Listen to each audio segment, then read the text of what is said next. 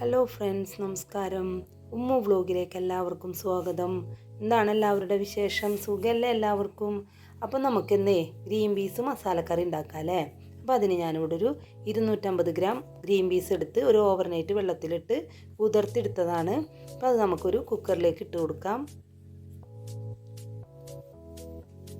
ഇനി അതിലേക്ക് ഒരു സവാള ചെറുതാക്കി അരിഞ്ഞതും 3 പച്ചമുളക് നീളത്തിൽ അരിഞ്ഞതും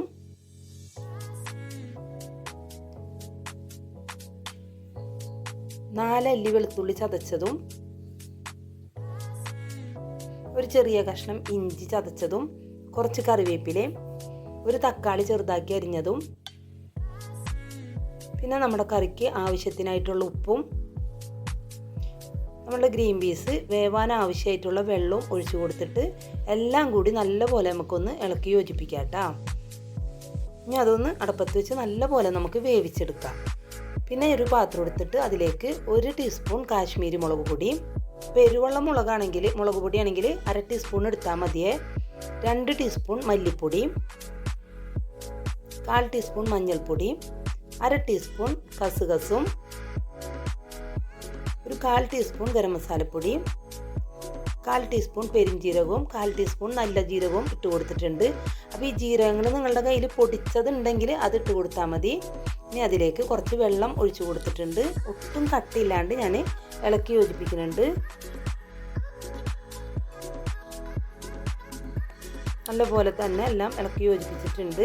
ഇനി ഒരു പാൻ അടുപ്പത്ത് വെച്ച് അതിലേക്ക് കുറച്ച് വെളിച്ചെണ്ണ ഒഴിച്ചു കൊടുക്കുന്നുണ്ട്. വെളിച്ചെണ്ണ നല്ലപോലെ തന്നെ ചൂടായി വന്നപ്പോൾ ഒരു ചെറിയ സവാള ചെറുതാക്കി അരിഞ്ഞതും ഇട്ട് കൊടുത്തിട്ടുണ്ട്.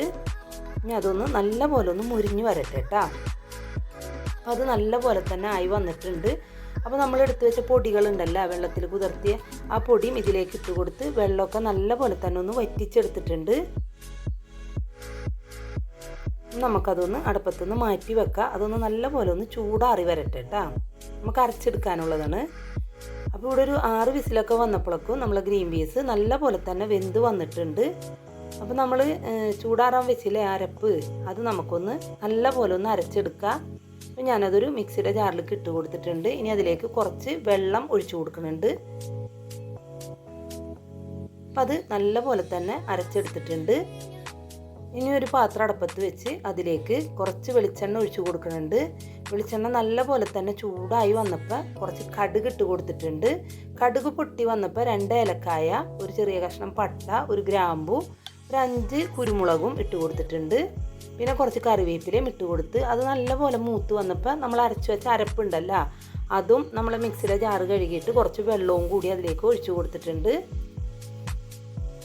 എല്ലാം കൂടി ഒന്ന് ഇളക്കി യോജിപ്പിച്ചിട്ടുണ്ട്. ഇപ്പോൾ നല്ലപോലെ തന്നെ ഒന്ന് തിളച്ച് വന്നിട്ടുണ്ട്. അപ്പോൾ നമ്മൾ വേവിച്ച് വെച്ച ഗ്രീൻ പീസും ഇതിലേക്ക് ഇട്ട് കൊടുക്കുന്നുണ്ട്. എല്ലാം കൂടി നല്ലപോലെ തന്നെ ഒന്ന് ഇളക്കിയൊക്കെ യോജിപ്പിക്കുന്നുണ്ട് ഞാൻ.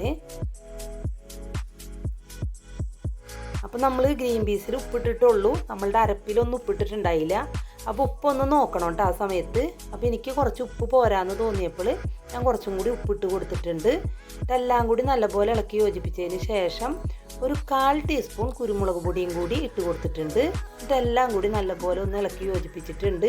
ഇനി നമുക്കൊന്ന് അടച്ച് മൂടി വെച്ച് ഒരു 5 മിനിറ്റ് ഇത് വേവിച്ചെടുക്കാം കേട്ടോ. അപ്പോൾ ഒരു ലോ ഫ്ലെയിമിലാണ് അടുപ്പത്ത് വെച്ചിട്ടുള്ളത്. ഒരു 5 മിനിറ്റൊക്കെ ആയി. ഞാൻ തുറന്ന് നോക്കിയപ്പോൾ നമ്മൾ ഗ്രീൻ പീസും മസാലയൊക്കെ നല്ലപോലെ തന്നെ യോജിച്ച് വന്നിട്ടുണ്ട്. ഞാനത് അടുപ്പത്തുനിന്ന് മാറ്റിയിട്ടുണ്ട് കേട്ടോ. അപ്പോൾ നല്ല ടേസ്റ്റി ആയിട്ടുള്ള ഗ്രീൻ പീസ് മസാലക്കറി ഇവിടെ റെഡി ആയിട്ടുണ്ട്. നമുക്ക് അപ്പത്തിൻ്റെ കൂടെയും ചപ്പാത്തിയുടെ കൂടെയും എന്തിലും വേണമെങ്കിലും നമുക്ക് ഈ കറി ഉപയോഗിക്കാം കേട്ടോ. അപ്പം നിങ്ങൾ എന്തായാലും വീട്ടിൽ ഇതുപോലെ ചെയ്ത് നോക്കണം. വളരെ പെട്ടെന്ന് തന്നെ ചെയ്തെടുക്കാവുന്നതാണ്. എന്നിട്ട് ഇതിൻ്റെ അഭിപ്രായം കമൻറ്റിലൂടെ നിങ്ങൾ എന്നെ അറിയിക്കുകയും വേണം. അപ്പോൾ എൻ്റെ വീഡിയോ നിങ്ങൾക്ക് ഇഷ്ടമായാലും ഇല്ലെങ്കിലും നിങ്ങൾ എന്നെ കമൻറ്റിലൂടെ അറിയിക്കണേ. അപ്പോൾ എൻ്റെ ചാനൽ ആദ്യമായിട്ട് കാണുന്നവരാണെങ്കിൽ എന്നെ സബ്സ്ക്രൈബ് ചെയ്യാനും ലൈക്ക് ചെയ്യാനും ഷെയർ ചെയ്യാനും മറക്കരുതേ. എന്നെ സപ്പോർട്ട് ചെയ്യണേ.